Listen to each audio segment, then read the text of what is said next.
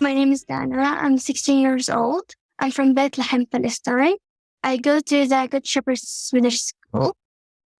So before I start, I wanted all of you to know that I'm not an expert, but I promise that I try to learn as much as I could to satisfy my curiosity about this topic. Someone who might know more than me about this topic, please correct me, ask me questions, and contribute, but do it nicely. I'm not trying to proceed with my agenda or convince you to take action. My only hope is that my presentation might cultivate your own curiosities. So my main question is, did you know that Abdul Qadir Al Rassam was the first generation of Iraqi artists to study abroad?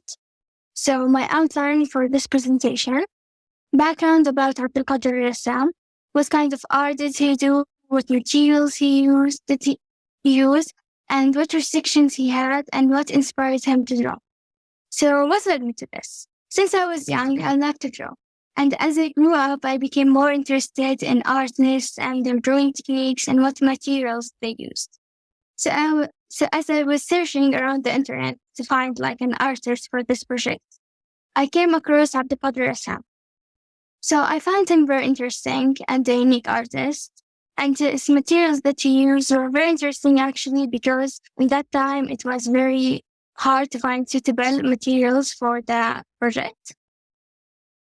So Abdul Qadir Al Rassam was born in Iraq in 882 and died in Baghdad, Iraq in 1952.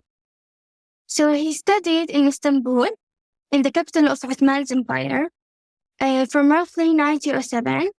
He studied science military in the Turkish Military Academy, as you see here after the photo bit. He studied military science, and actually when he was studying, he studied painting and drawing. It was very important in that time because for the cartography and the general documentation, it was all for the military use.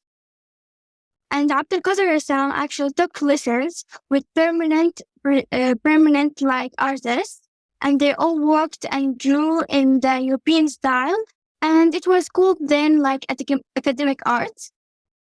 And all the artists that studied in that the Istanbul Military Academy were often referred to soldiers artists.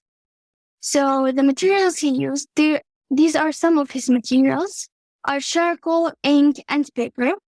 So now I will show you his drawings, but before that I will tell you a little bit more about him. So Abdul Qadir Al Rassam was known for his portraits and landscapes. And he was inspired by the rich culture and the nature and its surroundings. So here are some of his drawings. The first one was made in 1924, a portrait of Muhammad Darwish al-Busi.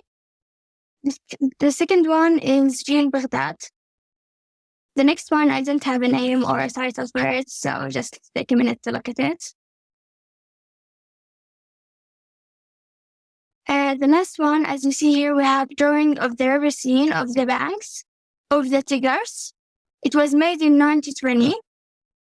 So when the World War I started, it was the beginning of the end for the Ottoman Empire. Right after this war, the soldier artists returned back to Iraq, and Abdul Qadir Al Rassam began to draw.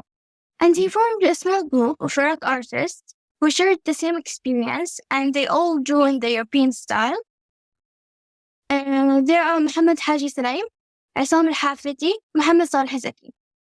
These are some, the most famous ones. There's many more. And these group of people in the 20th century started to spread awareness about art in Iraq. And they start a new beginning in Iraq after a long period of artist darkness. And this group of people were often referred to as the foreigners.